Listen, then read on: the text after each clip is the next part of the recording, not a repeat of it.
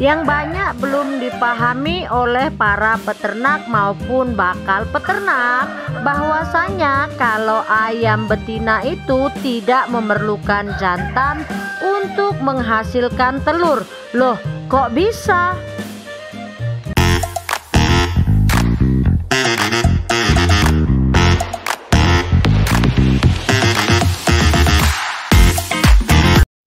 Assalamualaikum, berjumpa lagi dengan saya Citra Siregar dari Kupkaro Farm, channel yang membahas seputar peternakan, terkhususnya peternakan ayam kampung. Apa kabar para peternak di Indonesia? Saya doakan kita semua dalam keadaan sehat dan tidak kekurangan sesuatu apapun, dilancarkan rezekinya, amin ya robbal alamin. Yang ingin kita bahas kali ini itu mengenai DOC ya. Kalau DOC ini adalah day old chicken. Biasanya orang banyak tahu bilang DOC tapi tidak tahu kepanjangan dari DOC. Jadi kepanjangan dari DOC itu day old chicken, yang artinya itu ayam umur 1 hari. Baik itu dari proses penetasan mesin ataupun melalui penetasan sistem tradisional dengan induk ayam langsung ataupun dengan sistem modern ya, seperti mesin tetas itu tadi. Ini video ini sekaligus menjawab kemarin itu ada yang bertanya ya. Salah satu yang membeli DOC saya itu pelanggan, tapi si bapak ini pelanggan baru ya, dia masih coba belajar ternak ya. Ini dia yang kedua kali beli DOC itu. Kemarin dia itu 1 box. Jadi saya itu ditanya sama dia, kenapa sebagian, maksudnya tidak sebagian ya, dari 100 ekor yang dia beli itu ada 20 ekornya kecil-kecil. Si bapak ini bilang kalau karena mungkin bibitnya tidak bagus, tapi banyak juga para peternak pemula ini tidak menyadari bahwasannya itu bukan masalah pada bibit yang tidak bagus. Jadi saya coba jelaskan sama bapak tersebut. Ini di sini saya juga biar menjawab ya pertanyaan bapak itu mengenai DOC ataupun dari yang dia beli 100 ekor itu katanya ada 20 yang kecil-kecil. Yang harus diketahui oleh para peternak pemula itu bahwasanya pertumbuhan ayam antara jantan dan betina itu berbeda ya, bukan karena bibitnya yang tidak bagus. Itu hal yang wajar kalau dalam populasi 100 ekor itu ada 20 yang kecil ya. Karena apa? Itu kemungkinan besar betina ya. Karena memang pertumbuhan antara DOC jantan dan DOC betina itu sama dengan manusia ya. Jantan dan betina pasti laki-laki itu pertumbuhannya lebih cepat dibandingkan wanita. Begitu juga pada ayam kampung, khususnya ayam KUB yang saya jual. Itu pasti pertumbuhan antara betina dan jantan itu sangat berbeda jauh. Ada sih memang beberapa betina yang super ya, bisa dia hampir mengimbangi jantan, tapi itu nggak terlalu banyak ya. Dari populasi 100 paling dapat hanya mungkin beberapa ekor ya yang bisa mengimbangi pertumbuhan jantan. Makanya kalau kita itu di bagian pedaging, biasanya yang pertama kita panen itu ya pasti jantan, karena pertumbuhan jantan memang jauh lebih cepat dibandingkan betina. Kalau kita dalam durasi pemeliharaan itu 3 bulan, itu jantannya itu sudah mulai bisa kita panen di umur 2 bulan. Tapi memang betina itu pasti belakangan ya, karena tadi faktor perbedaan antara jantan dan betina ya. Karena kalau betina memang paling belakang dia dibandingkan jantan untuk pertumbuhan. Menurut ilmu pengetahuan itu pertumbuhan ayam jantan lebih tinggi atau lebih cepat dibandingkan ayam betina itu dikarenakan adanya sekresi hormon androgen yaitu testosteron.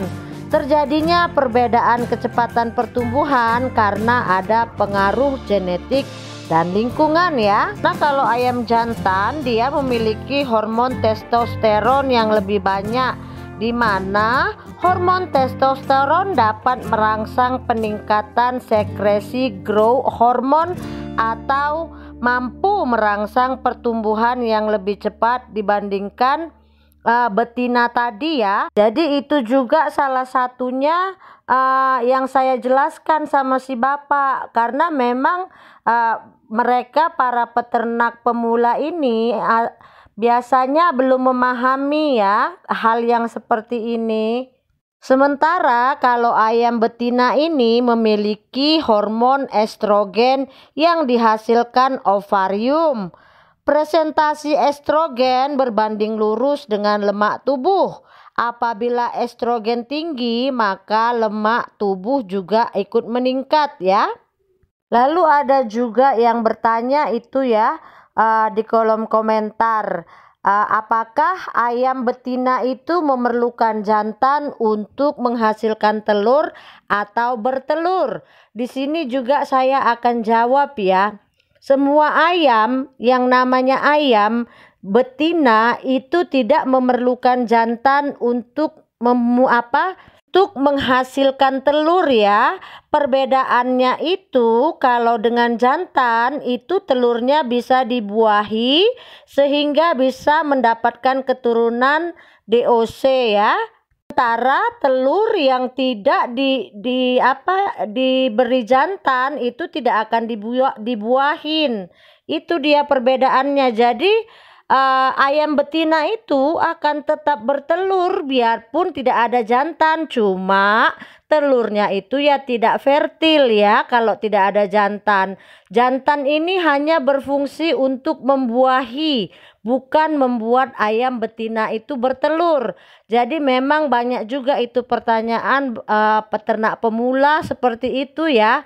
Apa memang bisa betina bertelur itu tanpa jantan? Jawabannya bisa, karena ayam betina tidak memerlukan jantan kalau hanya untuk menelur. Betina itu membutuhkan jantan hanya untuk membuahi atau menghasilkan keturunan ya. Makanya sebanyak itu yang anggapannya kalau ayam itu tidak menelur karena tidak ada jantannya, itu salah, karena ayam betina itu memang tidak memerlukan jantan untuk bertelur. Makanya kalau kita untuk punya usaha itu menghasilkan telur konsumsi, itu biasanya saya sarankan tidak memakai jantan ya. Supaya apa? Supaya telur konsumsi itu tadi bisa lebih tahan lama. Dia kalau sudah dibuahi oleh jantan itu 2 minggu sudah ini ya, karena kan ada proses pembuahan di dalam telur itu, jadi gampang rusak ya. Beda dia dengan kalau tidak pakai jantan, telurnya itu akan tahan sampai 1 bulan ya, karena memang tidak ada pembuahan yang terjadi di dalam telur ayam tersebut. Jadi itu ya, sudah saya jawab pertanyaan mengenai perlukah jantan buat betina supaya bertelur. Jawabannya tidak perlu. Hanya untuk menghasilkan telur, jantan itu tidak dibutuhkan, kecuali Anda itu mau meneruskan keturunan dengan menghasilkan telur fertil. Ya, dan jantan itu diperlukan. Baru ada juga yang bertanya masih seputaran telur ya, telur ayam. Ada juga yang bertanya, Bunda, apakah itu mitos kalau telur ayam yang telur pertama itu atau telur kedua itu tidak bagus atau tidak layak untuk ditetaskan? Jawabannya itu bukan mitos ya, itu benar, bukan karena masalah yang lain-lain. Ini kan logika ya. Ada juga penjelasannya kenapa tidak layak atau lebih baik jangan ditetaskan itu telur pertama sampai telur ketiga ya. Karena apa? Karena kan standar telur tetas itu ada ya. Yang pertama itu dia itu paling sedikit itu bobot telur itu 38 gram supaya Anda bisa tetaskan. Karena kalau bobot telur itu di bawah 38 gram dikhawatirkan DOC-nya itu kecil ya. Kalau DOC-nya itu terlalu kecil atau anak ayam yang dihasilkan itu terlalu kecil, itu dikhawatirkan kurang kuat ya, belum kuat DOC-nya, karena berpatokan pada yang saya bilang tadi itu bobot 38 gram. Karena apa? Karena kan berat DOC itu 70% dari bobot telur ya. Jadi kalau telur yang pertama, yang kedua itu biasanya masih kecil, belum sampai dia bobot 38 gram. Makanya banyak yang menganjurkan telur yang pertama, yang kedua, yang ketiga itu jangan ditetaskan dahulu. Karena apa? Karena dia belum memenuhi standar untuk dijadikan telur tetas. Jadi memang itu bukan mitos, itu standar operasional ya. Karena memang untuk dijadikan telur tetas itu kan ada standarisasinya ya. Jadi memang bukan karena mitos, bukan karena yang lain-lain. Karena memang kan kalau telur pertama itu memang masih ukurannya terlalu kecil. Jadi nanti dikhawatirkan anak ayam yang dihasilkan juga kecil. Kalau itu kecil biasanya daya tahannya juga kurang bagus ya. Bukan berarti sama sekali tidak bisa. Memang saya juga pernah mencoba ya, memang kecil. Cuma ya ada sih yang hidup, ada sih yang bagus dan tetap hidup. Cuma ya kalau misalkan kita seperti saya itu penjual DOC ya, kalau saya berikan itu telur yang sekecil itu bobotnya ditetaskan, mestinya pelanggan saya komplain, katanya itu nanti kecil seperti DOC burung puyuh ya. Dan pastinya pelanggan akan kecewa. Makanya itu dia penyebab kenapa telur pertama sampai ketiga itu lebih baik jangan ditetaskan. Karena standarnya itu tadi ya 38 gram standar untuk bobot telur layak untuk dijadikan DOC atau ditetaskan. Jadi itu ya yang bisa saya jawab atau bisa saya sampaikan di konten kali ini mengenai pertanyaan subscriber kita tentang satu ukuran atau perbedaan pertumbuhan antara jantan dan betina. Yang kedua itu mengenai perlukah jantan untuk ayam betina supaya bertelur, itu juga sudah saya jawab. Dan yang ketiga, benarkah telur pertama itu tidak layak ditetaskan, juga sudah saya jabarkan. Semoga video yang saya buat ini bisa bermanfaat dan menambah wawasan kita di dunia peternakan, terkhususnya peternakan ayam kampung. Jika video saya dianggap bermanfaat, bisa dibagikan di jaring sosial Anda kepada keluarga maupun teman dan grup Anda. Jangan lupa terus dukungannya untuk Coop Caro Farm dengan cara like, komen, dan subscribe. Salam dari saya, peternak anti ribet, Citra Siregar. Assalamualaikum.